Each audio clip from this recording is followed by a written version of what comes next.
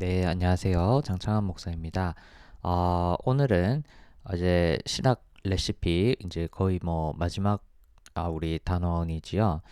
이제 왜 개혁 신학에서 하나님의 신학과 또 인간의 신학을 나누는지, 그래서 얻는 좋은 점이 뭔지, 또 그렇게 해야 할 이유가 무엇인지 마지막으로 한번 살펴보도록 하겠습니다. 페이지는 50페이지 되겠습니다. 보면 제가 읽어보겠습니다. 하나님께 더 가까이 나아가기 위한 탁월한 방편으로서의 개혁 신학이라고 나옵니다. 이제 저의 은사이시지요.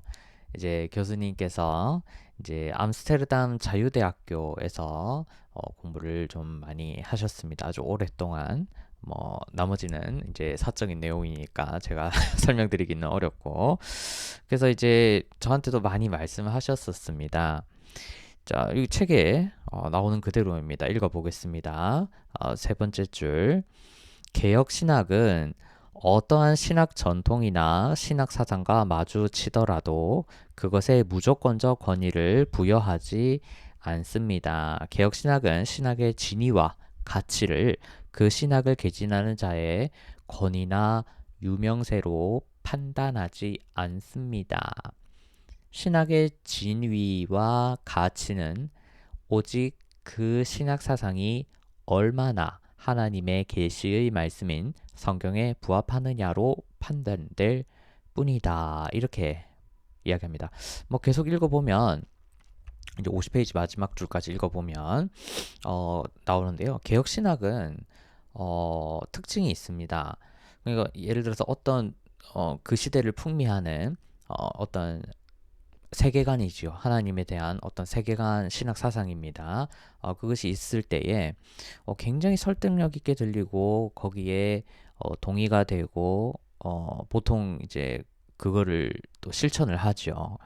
근데 개혁 신학은 항상 한 발짝 물러서서 어 그래 무슨 말을 하는지는 잘 알겠어. 근데 그것이 진짜인지 아닌지 늘 비판적으로 따져봐야 한다라고, 그러니까 그 어떤 주장이 있을 때에 신학 사상이 있을 때 쭉 면밀하게 들여다보고 또 거기서 혹시나 뭐 어떤 뭐 문제점이라 할까요? 또 조금 고려해야 될 부분이라 할까? 그런 것이 있는지 확인하는 그런 자세를 늘 지속적으로 갖춥니다. 그래서 어떤 논리성, 뭐 예를 들면 뭐 일반적 우리가 생각하는 그런 가지고 있는 생활적인 세계관, 여러 가지 세계관들도 포함이 되고, 특히나 여태까지 쌓아온 성경에서 우리 모든 신학자들이 이야기했고 그 과정을 모두 면밀하게 비판한, 지금 2024년이니까 뭐 예수님 승천하시고 뭐 대충 한 2000년 좀 넘죠. 그동안에 쌓인 모든 지식을 다 비판적으로 연구하고 지금까지 비판하고 또 그것을 적용하려고 하는 게 개혁 신학입니다. 그러면 당연히 페이지 51페이지에도 나오듯이 참 우리 교수님께서 늘 말씀하십니다. 굉장한 어, 긍지, 자부심을 가질 수 있다는 거죠. 왜냐하면 모든 신학을 다 공부를 다 해야 되고 그것을 뛰어넘는 비판적 사고, 또 물론 도움이 되어야 되겠죠. 에, 실생활에 적용까지 가능한 그런 통합적인 사고를 해야 이 개혁 신학의 기본 전제에 부합하는 것이기 때문에 뭐 그렇게 느낄 수 있다라는 어떤 중요한 자리를 꼭 짚어 주십니다. 51페이지 위에서 여섯 번째 줄 뒷부분을 보면 우리가 지상에서 하는 모든 신학은 나그네의 신학이고 도상의 신학이고 모방의 신학이고 계시의 신학이며 신앙의 신학이지, 그냥 믿는 그 신학을 믿는 것이지 하나님 자신 속에 있는 신학인 원형의 신학이 아님을 한시도 잊어서는 안 된다, 이 이야기를 합니다. 밑에 줄에 또 나오죠. 사도 바울이 말했습니다. 고린도전서에서 이제 온전한 것이 오면 나중에 우리가 이 세상에서 이제 숨을 거두고 다시 부활하겠죠. 그리고 그 다음에 심판이 예수님께서 재림하셔서 심판을 한 다음 우리가 말 그대로 자, 하나님의 나라에 새 하늘과 새 땅으로 올라갔을 때 그때 하나님을 마주 볼 수가 있겠죠. 그때 알 수 있겠죠. 원형의 신학은 그렇게 해야만 가능합니다.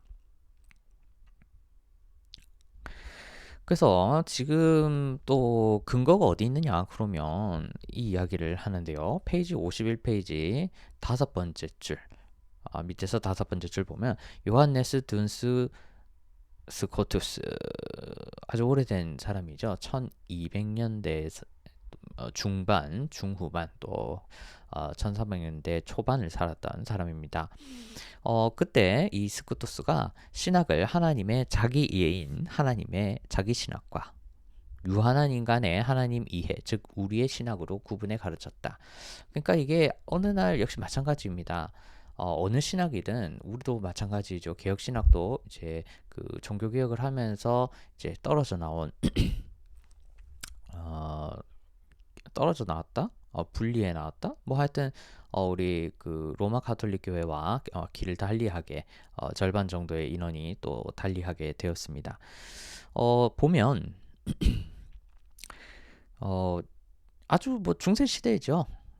아주 그때부터 이 이야기가 나왔었다는 겁니다. 그리고 그것이 처음에 이제 하나님에 대한 지식에 어떤 접근하기에 유한한 우린 피조물일 뿐이다 라는 이 개념이 있었고 그것이 지금까지 그러면 또 조금 더 설명해봐 조금 더 설명해봐 사람들이 막 궁금한 거 질문할 수 있겠죠. 그러다 보니까 나온 말이 우리가 이번 이 단원에서 계속 배웠던 것들 뭡니까? 네. 하나님께서 계시해 주시는 것만큼 우리가 알 수 있다. 이 이야기를 여러 가지 뭐 삼위일체 하나님에 대한 설명도 좀 들어가고 또 성령의 조명이란 표현도 좀 그 개념도 좀 들어가고 그렇게 쭉 발전되어서 지금 2024년 9월 26일 이 기준으로 지금 여러 가지 이야기들이 되고 있다. 예를 들면 그런 이야기를 쭉 합니다. 밑에서 두 번째 줄 끝에를 보면 스코투스의 이런 신학 구분이 개혁파 정통주의 신학에서 개념적으로 이제 발전을 한 것인데 계속 읽어보면 페이지 52페이지에 자신이 구축하는 신학을 원형의 신학이라고 주장하려는 욕망은 신학자나 목회자들이 빠질 수 있는 큰 유혹입니다. 라고 경계해야 된다. 성도들도 목사가 물론 요즘은 너무 불순종해서 문제지만은 막 지나치게 그렇게 막 교주화 순종은 해야 되지만 교주화 시켜가지고 막 이렇게 해서는 안 된다. 목사도 여전히 피조물일 뿐이다. 인간일 뿐이다. 원형의 신학이 아니다. 이렇게 이야기를 합니다. 예를 두 가지를 들어주시는데요. 첫 번째 예를 보면 목사님의 영발 주차장이 비어있네. 주차 공간이 있네. 흔히 있는 이야기죠. 한번 읽어보겠습니다. 첫째 줄에 이제 교수님께서 유럽에서 목회를 할 때 이제 한 교우가 있었는데 이제 교회 다닌 지 얼마 안 된 거죠. 그래서 이제 주차하기가 유럽은 굉장히 어려운데 그런데 항상 목사님이랑 대화를 나누고 집에 가면 신기하게 주차장에 자리가 비어 있다. 이것이 이야기를 하면서 뭐 너무 기분이 좋다. 그리고 그 말을 했다라는 겁니다. 와, 목사님이 주의 종이라서 뭔가 다른가 봅니다. 뭐 이런 식으로 이렇게 목사님을 좀 특별한 존재로 이렇게 여기는 그런 것이 있었다. 그러면서 우리 교수님이 말씀하시죠. 그때 이러다가 잘못하면 이 목사가 성도를 버려놓는 그런 경우가 생길 것 같다라고 한번 경험을 했다고 나눕니다. 그치요. 예를 들어서 우리 뭐 책에 써져 있는 것처럼 그러니까 뭐 우리 목사님들 옛날에 많이 그랬지요. 뭐 그래 주의 종에게 순종하니까 그렇게 좋은 일이 많이 생긴다. 그 말을 잘 들어봐라. 예, 뭐 참 우스갯소리일 수도 있지만 사실은 이게 요즘에 워낙 안 좋은 일이 이런 것들이 많이 쌓여가지고 그쵸. 최근에도 어떤 에, 범죄에 사용이 되거나 성범죄 주로 또 돈 문제에 그런 경우가 많이 있습니다. 목사를 이렇게 원형에 진학을 할 수 있는 그런 사람으로 급을 올리는 그런 경우가 있을 수도 있다. 잘 살펴보시라 이야기를 하시고요. 두 번째 예를 또 들어주시는데요. 또 한 번은 계안수 사건 뭐 이런 식으로 적어 놓으셨습니다. 첫 번째 줄을 보면 이제 결혼한 지 얼마 안 되어 가지고 이제 남편이 이제 돌아가시고 이제 사별하고 이제 혼자 계신 분이 있었는데 이제 개를 키웠답니다.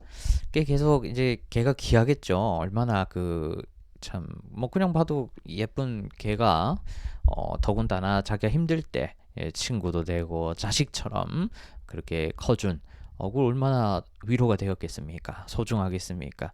그런데 이제 그 분이 이제 교수님께 전화를 했답니다. 어느 날 밤에. 걔가 아파가지고 이제 다 죽게 되었으니까 좀 신방을 와달라. 신방 뭐 어쨌든 신방 좀 와달라는 거죠. 그래서 동물병원에도 가고 이것저것 다 해봤는데 그게 안 낫는다. 열이 떨어지질 않는다. 근데 이제 교수님께서 고민을 하다가 뭐 대놓고 뭐 그렇게 할 필요 없습니다라고 말하면 이제 관계가 다 깨지고 또 그런 현실적인 어려움이 생기지 않습니까? 그러다 보니 교수님도 이제 직접 가셨다고 합니다. 쭉 계속 읽어보겠습니다. 근데 이제 뭐 그냥 기도도 아니고 이제 걔에게 안수 기도를 좀 해달라라고 간곡히 부탁을 하더랍니다. 그럴 수 있죠. 이해는 합니다. 뭐 저도 소중한 그런 어떤 것이 있으면 정말 너무 안타깝죠. 급한 마음이 충분히 듭니다.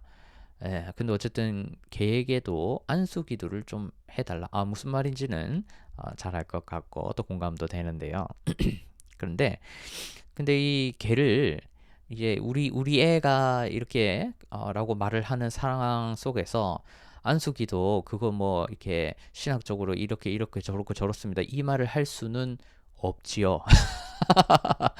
그렇게 하면 안 되지요. 그래서 이 교수님이 그래서 이제 우리 교회의 기도 전통을 보면 고대와 또 중세 시대 때 특히나 가축을 위해서 드리는 기도가 있었죠.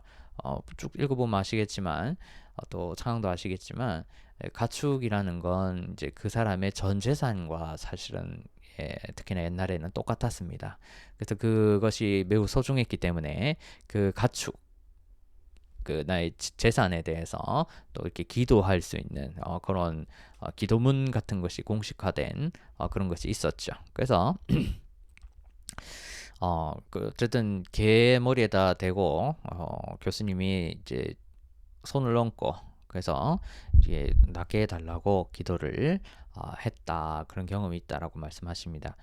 그래서 그 다음 날에 뭐 또 전화가 와가지고 이제 전화기가 이제 전화로 열이 내렸다는 겁니다. 그래서 아이고 이 목사님이 기도하고 간 후에 조금 있으니까 열이 내리더라. 그래가지고 이제 교회 뭐 다 그렇죠. 소문이 나겠지요. 우리 목사님이 이렇게 기도해 주시니까 나왔어. 이것을 뭐 우리 목사님이 신령하다라고 이렇게 표현을 하시면서 물론 좋은 의도로 하신 거죠. 그렇게 하신 일화가 있다. 경험이 나도 그런 경험이 있다라고 교수님이 한번 짚으십니다. 근데 교수님이 말씀하시죠. 이게 뭐 물론 기도해서 나은 거기는 하지만 어 이제 나을만 하니까 그렇죠. 그렇게 표현이 되어 있죠. 때가 되니까 조금 진정이 되니까 아픈 게 또 이제 타이밍이 잘 맞아서 그렇게 된 것 같다 이렇게 이야기를 하십니다. 계속해서 좀 더 읽어볼 텐데요. 이제 마지막 단원인데요. 원형의 신학을 탐하는 자, 그 말로가 비참하리라 이 이야기를 합니다. 아까 방금 두 가지 예를 말씀드린 이유를 교수님이 설명하시죠. 예를 들어서, 자, 이렇게 뭔가 주차장 자리가 잘 없는데 갑자기 뻥 하고 생기고, 뭐, 뭐, 때가 되어서 낳는 것이지만서도 우연찮게 이렇게 기도를 해서 뭐 이렇게 잘 돼가지고, 이렇게 목사님의 평이 굉장히 좋아졌다. 그러면은 이제 어떤 문제가 생기느냐면, 경우에 따라서는 목사가 교주화 되는 문제가 발생한다는 겁니다. 그럼 목사 자신도 이제 마치 내가 하나님인 것처럼 뭐 교주가 된 것처럼 원형의 신학을 할 수 있는 것처럼 이렇게 뭐 이렇게 말을 한다거나 행동을 한다거나 그렇게 할 수가 있겠죠. 이 사실 목사들에게 특히나 또 뭐 요즘 뭐 치유 뭐 또 이런 전도자 그 뭐 유튜브에도 많이 나오던데 뭐 그런 것들이 집회 여러 가지 뭐 있는데 그게 아니다는 겁니다. 누군가를 또는 특정 어떤 개념이고 존재이건 간에 그것을 신격화, 원형의 신학을 할 수 있는 것으로 어, 이렇게 높인다거나 급을 그러면은 안 된다는 이야기를 쭉 이야기를 합니다. 그래서 에, 그런 건 해봐야 스스로에게 또 다른 사람에게 안 좋은 영향력을 끼칠 뿐이니까 하지 마시라. 원형의 신학과 또 모방의 신학은 확고히 분리되어야 된다. 이 이야기를 쭉 하십니다.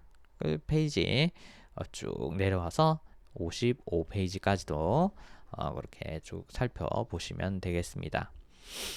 그래서 마지막으로 페이지 56페이지 오늘은 좀 살펴보도록 하겠습니다.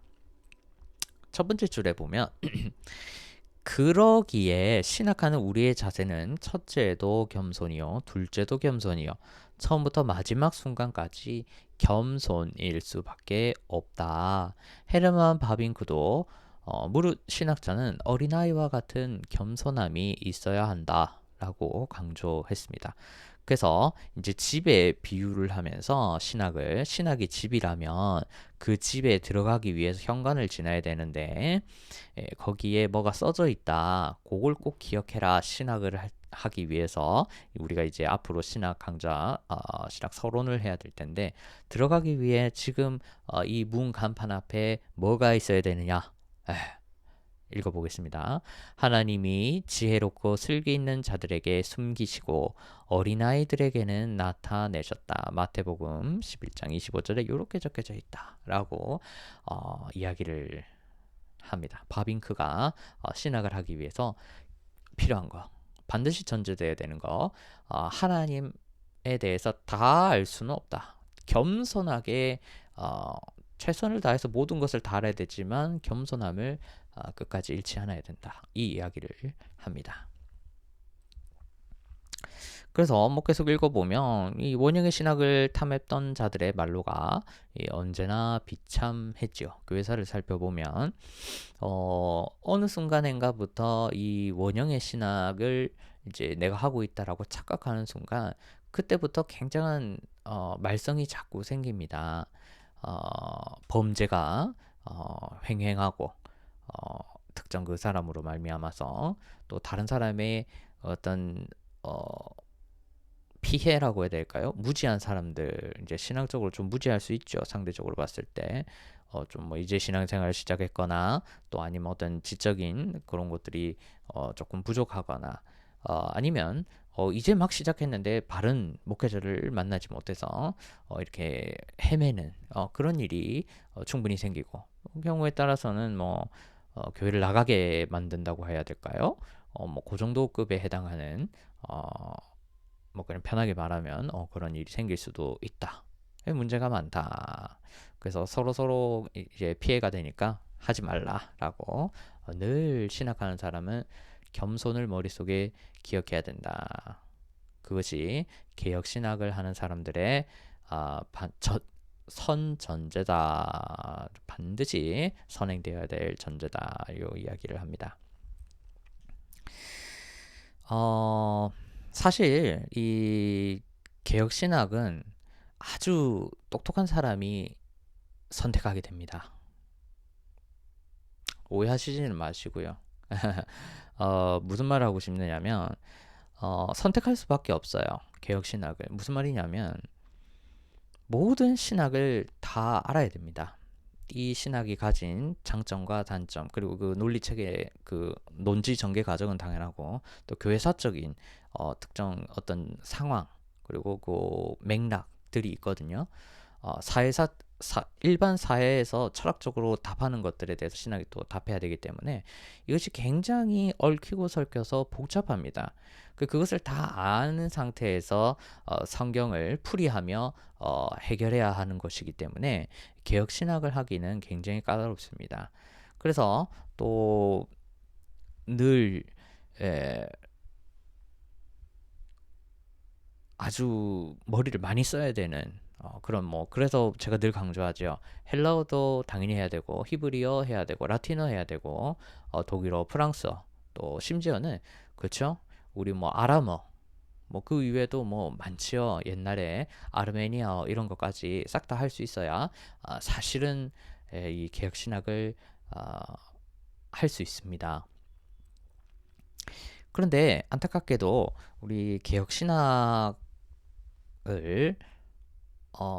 많은 말씀을 드리면 또 공격이 들어올 수 있으니까 이제 그냥 간단하게 이야기하면 개혁 신학을 그냥 우리 요즘 디즈니 플러스 최근에 그 있었죠. 어중간하다. 예. 무빙이라는 드라마가 있었는데 거기 보면 너 어중간해라고 어중간이 뭐냐 이렇게 물어보는데요. 개혁 신학을 어중간하게 배우면 신학을 빙자한 특히나 개혁 신학을 빙자한 교주가 될 가능성이 굉장히 높습니다. 배운 게 많긴 많은데 이게 워낙 광활하고 광대하고 조직적인 것이 되어야 되기 때문에 어중간하게 배우면 결론적으로는 겸손을 잃고 자기가 겸손을 잃은 줄도 잘 몰라요. 그래서 교주가 되는 사람이 많습니다.